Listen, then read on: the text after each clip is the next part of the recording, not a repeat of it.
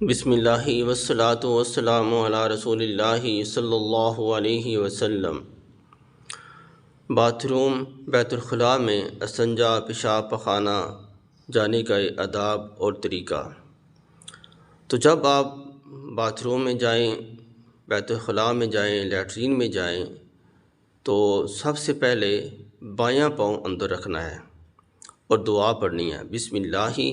اللہم انی اعوذ بک من الخبث والخبائث۔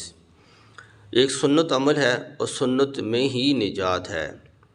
اور جب یہ دعا پڑھنے کی کیا برکات ہیں کہ آپ ہر قسم کی جنات سے، شیاطین سے اور سائے کی اس طرح کے اثرات سے، ہر قسم کے شرور و فتن سے آپ محفوظ رہیں گے، کیونکہ جنات اور شیاطین ان کی گندگی والی جو جگہ ہوتی ہے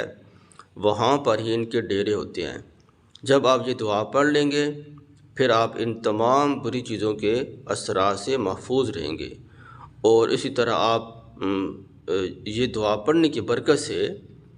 عاملوں کے پاس جانے والے جو چکر ہیں ان سے بھی بچ جائیں گے۔ بار بار عامل صاحب کے پاس جا رہے ہیں کہ یہ دعا مجھے یہ مسئلہ ہو گیا، سر میں درد رہتی ہے، سایہ ہے، تو اس سے بچنے کا بہترین حل اور طریقہ یہ ہے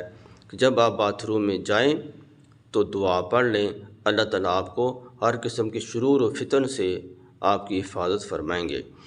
جب آپ باتھ روم میں جائیں تو سر پر ٹوپی یا رومال ہو، ننگے سر کے ساتھ نہ جائیں۔ اور اسی طرح جب آپ اندر جائیں گے تو یہ بھی آداب میں سے ہے کہ آپ پانی وغیرہ چیک کر لیں کہ پانی ہے یا نہیں ہے، بعد میں پریشانی کا سبب نہ بنے۔ اور اسی طرح اندر آپ مٹی کے ڈھیلے اور ٹیشو وغیرہ رکھیں کہ یہ خوب طہارت حاصل کرنے کا بہت ہی اچھا طریقہ ہے کہ اس سے خوب اچھی طرح طہارت حاصل ہو سکتی ہے، اور اللہ تعالیٰ کو اور اللہ کے محبوب صلی اللہ علیہ وآلہ وسلم کو طہارت نفاست بہت پسند تھی۔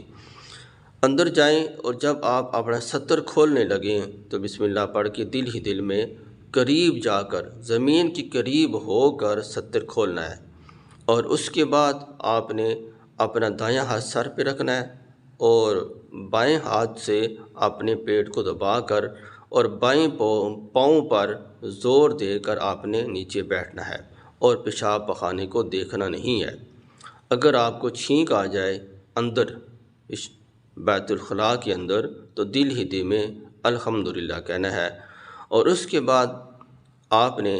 اندر اگر باہر سے کوئی آواز دے، باتیں وغیرہ اندر نہیں کرنی۔ یہ مکروہات میں شامل ہے کہ آپ کا ستر کھلا ہوا ہے، اللہ کی رحمت والے فرشتے آپ سے دور ہو چکے ہیں اور آپ باتیں کر رہے ہیں، اور اللہ کی رحمت کے فرشتے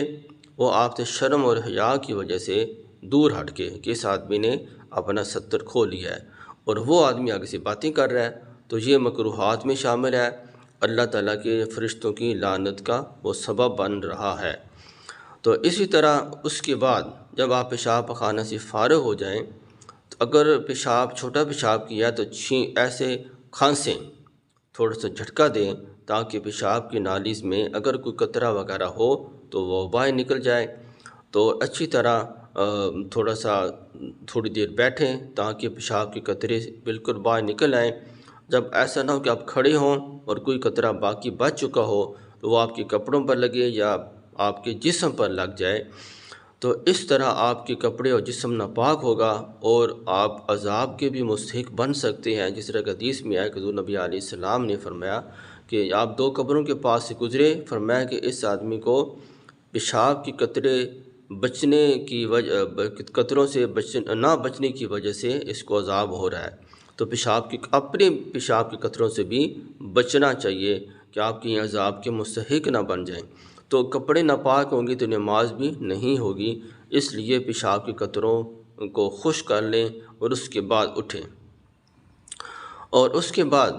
جب آپ پیشاب پخانہ سے فارغ ہو جائیں تو مٹی کا ڈھیلے استعمال کریں یا ٹیشو استعمال کر لیں، تو گرمیوں کے اندر آپ آگے سے پیچھے کی طرف استعمال کریں گے، اور سردیوں میں پیچھے سے آگے کی طرف آپ اپنا پخانہ صاف کریں گے۔ یہی سنت ترتیب ہے، سنت کا طریقہ اسی طرح ہے کہ گرمیوں کے اندر جسم کے اعضاء ڈھیلے ہوتے ہیں، اگر آپ پیچھے سے آگے کی طرف اپنا پخانہ صاف کریں گے تو گندگی آگے بھی لگ سکتی ہے۔ تو اس لیے سردیوں کے اندر اعضاء سکڑے ہوتے ہیں، تو اس لیے آپ پیچھے سے آگے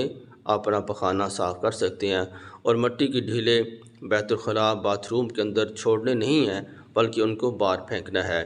تو جب آپ اس طرح اچھی طرح سے پیشاب پخانہ سے فارغ ہو جائیں، خوب طہارت نفاست حاصل کر لیں، تو پھر آپ نے اپنا ستر باندھ لینا، کھڑے ہو جانا ہے، اور کھڑے ہونے کے بعد جب آپ باہر نکلیں گے تو دایاں پاؤں باہر رکھنا ہے۔ تو دایاں پاؤں باہر رکھ کر غفرانک یہ دعا پڑھنی ہے، الحمدللہ الذی اذھب عنی الاذی وعافانی۔ اذی زال بریک ہے، نرمی سے پڑھی جائے گی یہ دعا پڑھ کے، غفرانک الحمدللہ الذی اذھب عنی الاذی وعافانی۔ صرف غفرانک آپ نے پڑھ لیا تو پھر بھی کافی ہے، بہتر یہ ہے کہ پوری دعا آپ یاد کر لیں، اور اس کے بعد باہر نکل آئیں۔ تو اس ترتیب سے اگر آپ سنت عمل سے یہ پیشاب پخانہ کریں گے تو آپ کو اللہ تعالیٰ ہر قسم کے شرور و فتن سے، شیاطین کے برے اثرات سے، جنات کے برے اثرات سے اللہ تعالیٰ آپ کی حفاظت فرمائیں گے۔ دعا کہ اللہ تعالیٰ مجھے بھی اور آپ کو بھی سمجھ اور عمل کی توفیق عطا فرمائے۔